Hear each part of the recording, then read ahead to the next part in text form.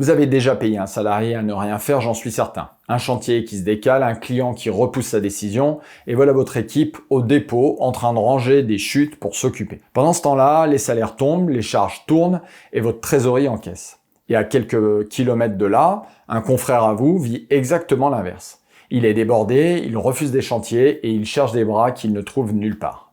Deux problèmes opposés et pourtant une seule et même solution, elle s'appelle le prêt de main-d'œuvre entre entreprises. Elle est écrite noir sur blanc dans le code du travail, elle est parfaitement légale et la grande majorité des artisans ne l'utilisent pas. Et je sais très bien pourquoi. Parce que dans l'idée de prêter vos gars à l'entreprise d'à côté, quelque chose coince en vous. On va régler ce blocage immédiatement et ensuite je vous montrerai ce que ce dispositif change pour vos marges et comment le mettre en place proprement, sans risque pour vous ni pour vos salariés. Et si vous travaillez seul, restez quand même jusqu'au bout parce que vous pourrez être celui qui emprunte de la main-d'œuvre. Avant d'attaquer, je vais vous donner une image simple. Le prêt de main-d'œuvre, c'est comme du covoiturage. Quand votre voiture roule à moitié vide, vous partagez les places avec quelqu'un qui va dans la même direction. Chacun pèse sa part de l'essence, personne ne gagne de l'argent sur le dos de l'autre et tout le monde arrive à destination. Avec vos salariés, c'est pareil. Quand votre planning est à moitié vide, vous partagez vos compétences avec un confrère qui en a besoin. Il vous rembourse le coût réel, pas un centime de plus, on verra ça plus tard,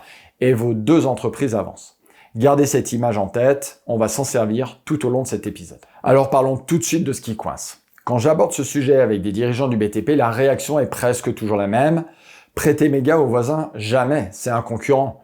Je comprends ce réflexe. Dans nos petites entreprises, l'artisan d'à côté est souvent vu comme celui qui pourrait vous prendre un chantier, un client ou pire, un salarié. Mais regardez bien d'où vient cette peur. Elle vient d'une entreprise qui subit son marché. Quand vous prenez tout ce qui passe pour remplir votre planning, forcément, tout le monde pêche dans le même étang et le voisin devient une menace. Maintenant, renversez la situation. Quand vous avez une vraie stratégie commerciale, c'est vous qui choisissez vos clients et non l'inverse. Vous savez quel chantier vous voulez, pour quel type de client, sur quelle zone et à quel prix. Et le voisin, lui, a fait ses propres choix. Chaque entreprise a ses valeurs, ses objectifs, sa façon de travailler. Lui vise peut-être les marchés publics quand vous préférez le particulier. Il s'épanouit dans la rénovation quand vous êtes plutôt taillé pour faire du neuf. Résultat, vous ne courez plus après les mêmes affaires. Ce n'est plus un concurrent, c'est un confrère. La vraie concurrence, elle est ailleurs. Ce sont les entreprises non déclarées, celles qui cassent les prix parce qu'elles ne payent ni charges ni assurance. Et face à elles, deux entreprises structurées qui se serrent les coudes pèsent beaucoup plus lourd qu'une seule qui se bat dans son coin. C'est exactement pour ça que je conseille aux dirigeants de bâtir autour d'eux ce que j'appelle un cercle de confiance.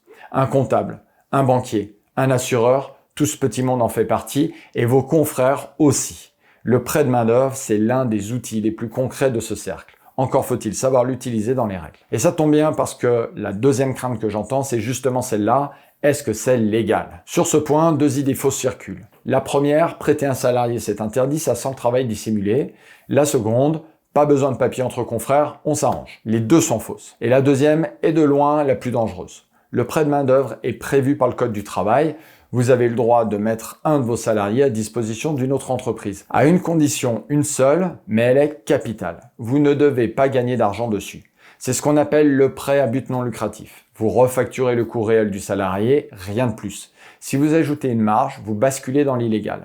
Parce que faire du profit en mettant des salariés à disposition, c'est le métier des agences d'intérim et des groupements d'employeurs. Et la loi le réserve à ce type de personnes et de structures. Maintenant, parlons de l'arrangement entre copains. Le confrère qui vous envoie deux gars pour dépanner sans le moindre papier, que vous remerciez avec un virement ou un coup de pouce plus tard. Ça part d'un bon sentiment, et je le comprends. Dans nos métiers, l'entraide entre confrères, entre entreprises a toujours existé, et heureusement. Le problème, c'est que c'est pas l'intention, c'est l'absence de cadre qui pose problème. Parce qu'aux yeux de la loi, cet arrangement porte un nom, le prêt de main-d'œuvre illicite. Et si en plus l'opération cause un préjudice au salarié sur la paye ou sur ses droits, on parle de marchandage. Ces deux délits peuvent coûter jusqu'à 2 ans de prison et 30 000 € d'amende, c'est pas une paille, sans compter le redressement de cotisation qui va avec. Je ne vous dis pas ça pour vous faire peur, je vous dis ça parce que la différence entre l'arrangement risqué et le dispositif légal tient à 3 documents. 3 papiers et vous passez du bricolage à un vrai outil de gestion. On va les détailler dans un instant. Mais avant, la méthode. Parlons chiffres, parce que c'est là que ce dispositif prend tout son sens. Prenez un ouvrier qualifié. Entre son salaire, les cotisations, la mutuelle, les paniers et les trajets, il vous coûte, allez, grosso modo, on va arrondir 4 000 € par mois, soit environ 200 € par jour travaillé. Maintenant, imaginez une semaine de creux. 5 jours sans chantier, c'est 1 000 € qui sortent de votre trésorerie sans rien produire en face. Un mois de creux, c'est 4 000 €. Et ça, c'est pour un seul salarié. Si vous avez suivi mes épisodes sur le taux de référence de l'heure, vous voyez tout de suite le problème. Votre taux est calculé sur des heures productives.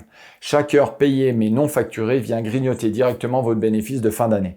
Le prêt de main-d'œuvre neutralise cette perte. Pendant la mise à disposition, le confrère vous rembourse le salaire, les charges sociales et les frais professionnels de votre salarié, au prorata exact des heures passées chez lui. Ni plus ni moins. Concrètement, comment on calcule ? Vous prenez le salaire brut du salarié sur la période, vous ajoutez les cotisations patronales, puis les frais liés à la mission, comme les paniers ou les déplacements. Votre comptable vous sort ce montant en 10 minutes et vous le posez dans la convention pour que tout soit transparent. C'est le prix coûtant et c'est le seul montant que vous avez le droit de facturer.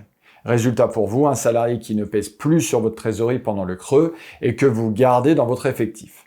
Pas d'activité partielle, pas de licenciement économique, pas de savoir-faire qui part chez un autre, chez un concurrent, parce que vous êtes obligé de licencier. Et pour le confrère qui l'accueille, l'affaire est tout aussi bonne. Il récupère un professionnel opérationnel, sans embauche, sans engagement long et sans payer la marge d'une agence. Un intérimaire lui coûterait souvent 1,5 à 2 fois le prix coûtant, là où il paye le vrai prix du travail, et c'est tout. Alors soyons honnêtes jusqu'au bout, parce que je veux pas vous vendre du rêve. Pendant que votre salarié travaille chez le confrère, votre entreprise ne produit pas et ne facture rien. Et vos charges fixes, le dépôt, les véhicules, les assurances, votre rémunération, continuent de tourner sans chiffre d'affaires en face. Le prêt limite donc la casse. Il ne la compense pas entièrement. Mais c'est justement pour ça que le dispositif se joue dans les deux sens. Le jour où votre carnet déborde, c'est vous qui empruntez. Vous produisez plus d'heures que votre effectif nous le permettrait, vous facturez ces heures en plus à vos clients et ce sont elles qui absorbent vos charges fixes et rattrapent le retard de production. Vous retrouvez notre covoiturage, tantôt vous conduisez, tantôt vous montez chez l'autre et c'est l'aller-retour qui rend le calcul bon pour tout le monde. Alors venons-en à la mise en place parce que c'est plus simple que vous l'imaginez.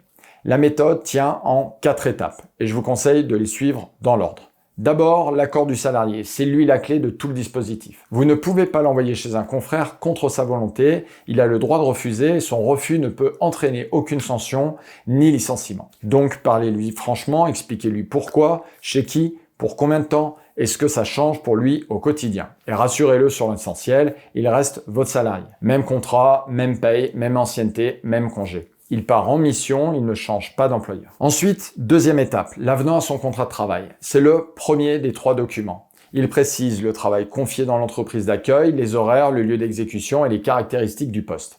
Le salarié le signe, vous le signez, chacun garde un exemplaire. Troisième étape, la convention de mise à disposition entre les 2 entreprises. C'est le document qui vous protège tous les 2. Il indique la durée du prêt, l'identité, la qualification du salarié, les missions confiées et le mode de calcul de la refacturation.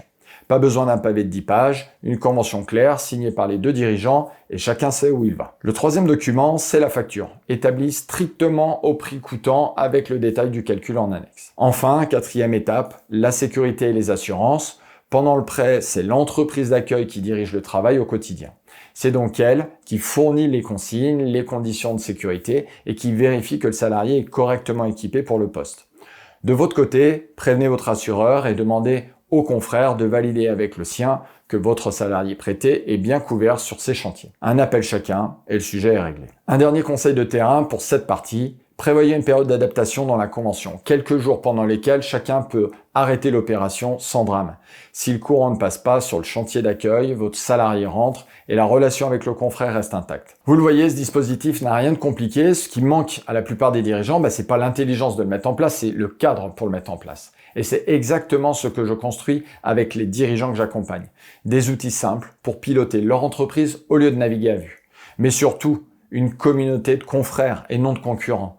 Alors si vous voulez faire pareil et nous rejoindre, le lien est dans la description de cette vidéo. Avant de conclure, un dernier conseil. Ne gardez pas cet outil pour le jour où vous serez dans le creux. Identifiez dès maintenant 2-3 confrères avec qui vous vous entendez bien, des entreprises complémentaires ou installées sur d'autres secteurs. Parlez-leur du dispositif autour d'un café et mettez-vous d'accord sur le principe avant d'en avoir besoin. Le jour venu, la convention se signe en une journée et sur la durée, tout le monde y gagne. Un gars qu'on prête plutôt que de le laisser tourner en rond se sent en sécurité chez vous, découvre d'autres façons de travailler et revient souvent avec des idées. Votre activité se lisse sur l'année, votre trésorerie respire et vous devenez un patron qui anticipe les creux au lieu de les subir. Le prêt de main-d'œuvre, c'est pas une rustine, c'est une brique de plus dans la gestion d'entreprise, dans les entreprises structurées, au même titre que vos devis, votre trésorerie, votre organisation de chantier, et ainsi de suite. Voilà, on arrive au bout de cet épisode. Alors je résume rapidement, l'entreprise d'à côté n'est pas votre ennemi. Quand votre stratégie commerciale vous permet de choisir vos clients, chacun trace sa route avec ses valeurs, et le voisin devient un confrère de votre cercle de confiance. Le prêt de la main-d'œuvre entre entreprises est complètement légal, à une condition, zéro marge, vous refacturez au prix coûtant.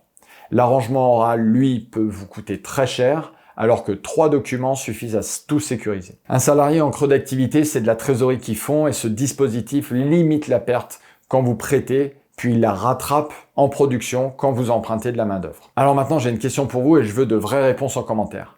Prêter vos salariés à un confrère, est-ce que vous seriez prêt à le faire ou c'est hors de question parce qu'on ne prête pas ses meilleurs éléments? Donnez-moi vos positions et surtout pourquoi. Si cet épisode vous a appris quelque chose, mettez un pouce, abonnez-vous, ça aide vraiment la chaîne, ça m'aide à finalement être connu d'autres dirigeants du BTP. Pour ma part, je vous dis à très bientôt et d'ici là, prenez soin de vous.